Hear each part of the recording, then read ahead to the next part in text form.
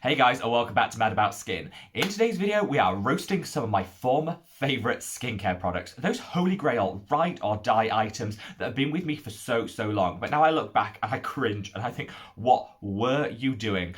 I think we kind of all have these moments because, you know, our tastes change, our skin change, and obviously there's new products that come onto the market to replace some of our favourites. These are definitely the ones that I look back and think, no, what was I doing? Keep on walking. So, if you want to see me roast some of my former favourites, keep on watching. Now, before we jump into this video, I did a similar video like a month and a half ago talking about skincare breakups, the products that I've just moved on from and maybe don't use in my skincare routine that often. I'm going to leave a link to that video up there because you guys seem to go mad for that video. That's slightly different to what I'm doing today because that video was all about those products that no hard feelings, I kind of just moved on from, things have evolved. These are the ones that I look back and think, what were you doing? Also, whenever I wear this shirt in a video, just as a total side note, I always get some Poindexter in the comments going, wearing the same shirt that Hiram wears, just trying to be Hiram. I'm like, first of all, I didn't even know that he had the same shirt. So be my guest, be that first person to leave that comment. While you're down there, don't forget to give the video a like. And let's jump straight on in and talk about a little range of products. And these are the Pixi Tonics. Now, I went mad for, loved, and still kind of do have a really nice opinion of the Pixi Glow Tonic. This was like their original exfoliating tonic and did so much for my skin. I really liked it. I know it's got its detractors, and I know there's a lot of people that say, you know, maybe it's got a bit too much colorant, fragrance, and all that in, but actually I really like the product, and I thought it gave a really good exfoliation, and it didn't break the bank. The price point was really good. However, as with a lot of brands, you get one holy grail product that kind of takes the world by storm, and then you feel like you have to do variations on it. Bioderma did the same thing with their holy grail original micellar water. We now have 1,000,001 different versions of it, and none of them are actually that good. Same kind of goes for Pixi. So this is excluding their original Glow Tonic, but the other tonics they came out with just weren't really adding anything. This is their vitamin C tonic, and this is their retinol tonic. I loved these because I thought, oh, I like the original, let's try these. And I used all of these and thought, this is great. This is a retinol where you don't get all the uglies, you don't get the downtime, you don't get the peeling, the redness, and the irritation. And then you look at it and think, it's because there's literally no retinol in here. The same goes for this vitamin C tonic. It is just a really nice toner. The actual amount of vitamin C is going to do nothing for your skin. And they also have a milky tonic, which I really hated. The clarifying tonic that they recently came out with actually is quite good as an exfoliator, so I won't call that one out. I think the exfoliators are a little bit different, but these others, so bad. And I went hard for them. I think I bought like 6 bottles of this, and the smell, so bad. It is like those dodgy lemon candles you get at a barbecue, you know, to ward off the biting insects. If you're one of those people that, you know, sat around a barbecue and your friend comes out and says, don't worry, I'll just burn a candle, and then all you can taste from all of your barbecue is that like citronella smell. That's this. Just really not good. And like I say, the retinol has so little retinol in it, it's just not doing anything beyond being a nice hydrating toner. So I think, yeah, I regret fangirling as hard over these as I did. The other ones I've actually thrown out long since. These are the two, and they're probably heavily expired, but keep walking, nothing to see there. Another product which I used to use religiously, I love this so much. This is the Passioni Retinol Cream by Drunk Elephant. And this actually isn't a bad product. While I'd say that the Pixi tonics I called out are actually bad products because they're not really delivering anything for the skin, this delivers a whole lot. It's like the opposite of the Pixi Retinol Tonic. You get so much retinol in here. It is like one of the closest things to a prescription strength vitamin A derivative you can find, and it does wonders for your skin. However, the price point for this is their tiny size. I think it's like £36. For the large size, it's like 80. Who's paying $100 for retinol when actually, since this was created, there are so many other affordable dupes for this? You know, even the Paula's Choice Clinical is actually cheaper than this, and it's exactly the same product. And it's still cheaper. So even the most bougie alternatives are still cheaper. And so I don't know where Drunk Elephant get off charging for this product. It's also not that hydrating or calming, so you get the full strength side effects of using a high strength product, and there's nothing really in here that I think adds additional benefit. So I really regret using this for so long, and I can't believe that I probably spent upwards of, when I think about it, like £400 on this product over the 2 or 3 years that I used it. Absolutely ridiculous. Now we're coming on to this. This is the Elizabeth Arden A Hour Cream. This is the original. They do so many different types now, but this is the original one. And this has been like a viral cult sensation since like the 1920s. And everyone went mad for it. I do love the smell. A lot of people call it out as being a bit old-fashioned and a bit naff, a bit twee on the smell, but I actually really like it. I think it smells, it's just got one of those really nice scents that I really like. However, there's a whole host of reasons I don't use this anymore, and I use this probably for 6 or 7 years on my dry hands. This was like my ride or die favourite for chapped skin. The reason I don't reach for it now, one, it's not cruelty free, it never was, but back then maybe I wasn't as concerned, or that wasn't my focus of my purchasing decisions. Now it is, which is one of the reasons for phasing it out. But beyond that, it's just a super overpriced Vaseline.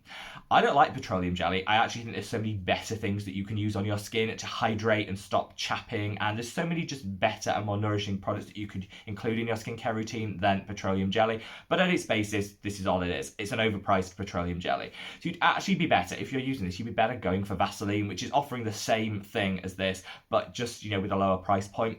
I'd actually say if you're looking to tackle any dryness, any cracks in the skin, impaired barrier function, reach for things like lipids, ceramides, all those good things that didn't really exist in skincare around the time of this being created, but since it evolved, I think the whole skincare world has moved on, and yet this still lingers.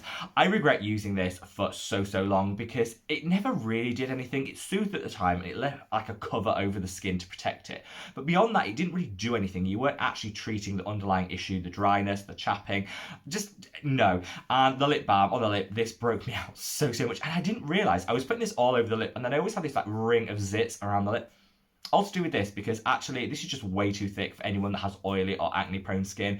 So I'd say firm pass. There's cheaper dupes out there if you do want to stick to petroleum jelly and really want it. The reason I don't like it in skincare, I'll leave a video I did on slugging up there if you want to check it out, which is where you just smear Vaseline petroleum jelly over the skin. Not a huge fan, but if you want to do that, I just go for a cheaper option. Now this has been a complicated relationship. We've been up and down, and this is the ordinary niacinamide. I was determined to make this work for me and for my skin because everybody loved it. And so I bought bottle after bottle after bottle, and it just never really worked. And it always left me a bit dry, maybe a bit sensitive. It broke me out a little bit. And I kind of thought, no, that's my skin. My skin is the problem because this product everybody loves. Then I did some more research into it, and actually the niacinamide isn't really the issue in this. It's all the other ingredients that they put in there, which is just very harsh, stripping and drying for the skin. I actually covered this in a separate video, which I'll leave a link to up there, which I think is me like atoning for the past sins of saying this product was so amazing, because ultimately I wanted to love it, and it was like the heart over the head moment where I was telling myself I need to love this product because everybody else does and it's a great price point. But I just think the ordinary should really look at this, look at reformulating it, taking out some of the drying and the nasties in here, and just come up with a really good niacinamide serum that's not going to create quite as many issues for so many people. Yeah, I do really regret reaching this so often. I then discovered this, which was the Inculus niacinamide. I just don't think we need that much niacinamide in our life, but if I do want to add one in, I just think this is superior. It's got the same niacinamide in there, but it's not with that really drying base, so I just think it works for more skin types and you'll get less irritation from it. So yeah, definitely regret using this for so long and kind of refusing to believe my skin didn't like it. My skin was a problem, not this product, and that's never a good thing to think. Finally, we are coming on to this. This is the Prismology Jade and Zinc Restorative Balm. Now, I bought this. It's stupidly expensive. I think it's like £50. You could sometimes get it in TK Maxx here in the UK for like half price. I know it's not called TK Maxx in the US. It's called something like TJ Maxx or something, but it's the same brand. Basically, you can pick it up there half the price sometimes, and that's usually where I got this. This is supposed to be a restorative and calming balm. And you put it on like your pressure points, and it brings that like sensorial element to your skincare routine. I reached for this because I went through a phase where I was desperate to cut out all fragrance from my skincare routine, and then I realised that's just not the way forward. If your skin isn't sensitive to fragrance, you can actually enjoy a bit of fragrance, and it was such an important part of my overall self-care routine, but I reached for this instead. And this was designed to calm, to restore, and just to bring back all the good energies to you. Now, I'm not a huge believer in a lot of those energies and that flows. I know that a lot of people swear by it, and that's not to, discredit anyone's thought. It's just not something that factors very heavily in my skincare and in my wellness routine. But I like the scent of it, and I did think it replaced some of the lost sensorial element to my fragrance-free skincare. However, it's supposed to be calming. It's supposed to be soothing. it was the opposite when actually I left it, unfortunately, in the sun. It leaked all over my new sheets. It ruined my, Egyptian cotton super high thread count sheets, and I was anything but de-stressed. I was so angry and so furious with this product. And ever since then, I actually just can't stand the smell. It just takes me back to that time where, I ruined my absolute favorite, like, hotel quality sheets with this product. So if you do like that sort of balancing and that sensorial, I'd say actually get it in a body wash. Don't be rubbing this all over your face and body. It's just too greasy. It didn't do anything. It was way overpriced. Get it in your body wash, because I think body washes are a great way of getting an element of sensorial into your routine without having to apply it to the face where it could cause sensitivity. Buy yourself a really nice body wash. Mine is, the Aesop Rose by Any Other Name body cleanser. So good, cheaper than this, and delivers everything I need. So there you have it, guys. Roasting a few of my product regrets. I actually don't have that many. I was surprised with how few I had to include in this video, because a lot of the products I used in the past and don't use now, I've kind of just moved on for. I've just evolved, my skin's changed, or maybe newer products have replaced them on the market, and I've just kind of changed my mind on them, but there's no hard feelings. These are the ones that I look back and think, why did we do it? Why did I spend, in the case of that, a Passioni retinol cream, literally hundreds of pounds on something I could be getting cheaper elsewhere and didn't add any real extra benefit? Why did I keep reaching for that Elizabeth Arden 8-hour cream, even though it kept breaking me out and really didn't do anything more than a superficial covering on the skin? And then we go back to the Ordinary, which was just the number one way of saying my heart rules anything going on in my head. I kind of knew that, but I should have been listening to my skin, not my heart, and actually saying this product didn't work for me. Leave me a comment below with what your number one product regret of all time. I'm anticipating a mention of the old apricot scrub by St. Ives, but there's so many other ones out there, so sound up in the comments below. Wherever you are in the world, guys, stay safe, stay well, and I look forward to seeing you in the next video. Take care. Bye.